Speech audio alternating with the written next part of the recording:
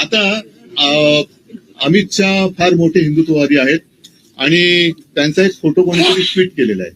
कारण हिंदुत्व मला अमित शहाने शिकवण्याची गरज नाहीये आणि भाजपाने तर अजिबात नाही आणि संघाने पण नाही.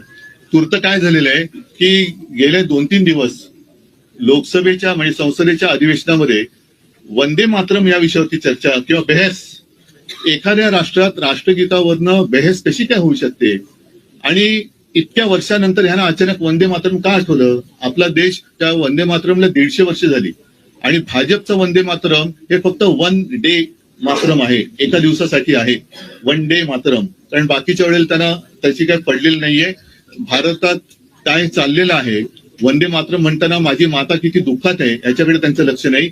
पण हिंदुत्वावरनं आम्हाला अमित शहा जे विचारतायत त्या अमित शहाना मला प्रश्न विचारायचा तुमच्या सगळ्यांच्या माध्यमातून की तुमच्या मंत्रिमंडळात गोमांस खाणारे मंत्री आहेत आणि ते सांगतात की मी गोमांस खातो, कोण मला अडवते बघतो. आणि एवढंच नाहीये तर हा एक फोटो आहे 9 डिसेंबरचा, तो ते जे मंत्री आहेत मी गोमांस खातो कोण मला अडवते, त्यांचं नाव आहे किरण रिजिजू. त्यांच्या बरोबर अमित शहा जेवतायत. आता त्यांच्या थाळीत आणि यांच्या थाळीत काय आहे मला माहिती नाही. पण अमित शहाना जर हिंमत असेल, माझ्या हिंदुत्वावरती त्यांना शंका घ्यायची असेल तर पहिलं रिजिजूंना त्यांनी मंत्रिमंडळातून काढलं पाहिजे. कारण रिजिजू गोमांस खातात ते स्वतः ते बोललेले आहेत. त्याच्यानंतर आणखीन एक मुद्दा तुम्हाला सांगतो, तो म्हणजे गेल्या काही दिवसात दिल्लीमध्येच संघाच्या कार्यालयासाठी प्राचीन मंदिर पाडलं.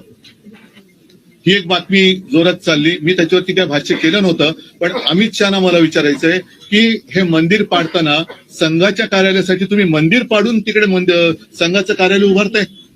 आणि त्याच्याही पलीकडे आणखीन सांगतो, ही सुद्धा गेल्या महिन्यातली एक गोष्ट आहे की मी मुख्यमंत्री असताना जणू काय म्हणजे काय संपूर्ण ती जी घटना घडली त्याला जबाबदार सरकारच आहे अशा पद्धतीने आकाश पाताळ एक केलं गेलं होतं. तो ते प्रकरण म्हणजे पालघरमध्ये घडलेलं साधू हत्याकांडावरनं त्यांनी काही हे सोडले नाही उद्धव ठाकरेंना आणि आमच्या सरकारला बदनाम करायची.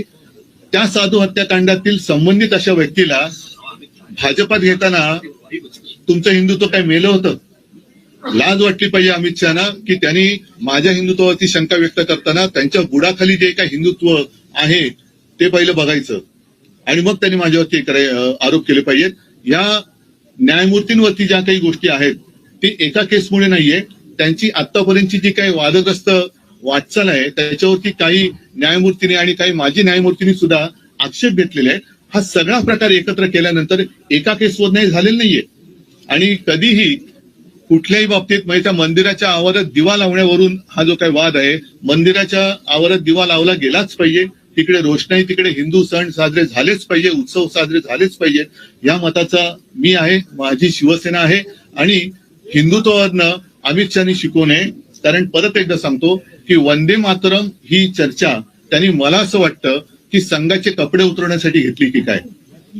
कारण त्याच्यावरनं बऱ्याच काही गोष्टी आता बाहेर आल्या.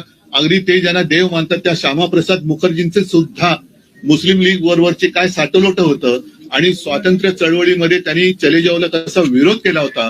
फजलुल हक बरोबर बंगालच्या सरकारमध्ये ह्यांचे देव, त्यांचे देव माझे नाहीत, श्यामाप्रसाद मुखर्जी हे देशप्रेम बाजूला ठेवून तसे सामील झाले होते. हे सगळं आता आलेलं आहे.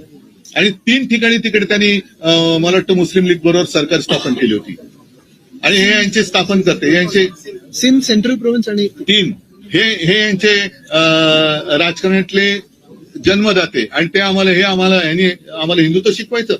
त्याच्यामुळे अमित शहानी मला हिंदुत्व शिकायच्या भानगडीत पडू नये. कारण जर का आणखीन काही गोष्टी काढल्या तर बऱ्याच गोष्टी त्यांच्या बाहेर येतील. अगदी जिनांच्या थडग्यावरती कोणी जाऊन डोकं टेकलं होतं पासून बऱ्याच गोष्टी बाहेर येतील. नवाज शरीफचा केक कोणी खाल्ला होता इथपासून बऱ्याच गोष्टी बाहेर येतील. अगदी देशाबरोबर अतिरेकी कारवाया करणाऱ्या पाकिस्तान बरोबर त्यांचा पोरगा क्रिकेट खेळतोय तेव्हा ह्यांचं हिंदुत्व कुठे जातं, कोणत्या टोपीखाली धरतं. अमित शहानी जर जय शाह त्यांचं ऐकत नसेल आणि त्याला हिंदुत्व मान्य नसेल तर तसं सांगायचं की मी हिंदुत्ववादी आहे पण जय शाह हिंदुत्ववादी नाही, तो पाकिस्तान बरोबर क्रिकेट खेळतोय. मग त्याला एकतर त्या क्रिकेट कंट्रोल बोर्डाचा राजीनामा द्यायला लावा, नाहीतर हिंदुत्व तरी स्वीकारा, नाही तर हे तरी. पुढील व्हिडिओ पाहण्यासाठी प्रभात समाचार YouTube चॅनलला सबस्क्राईब करा.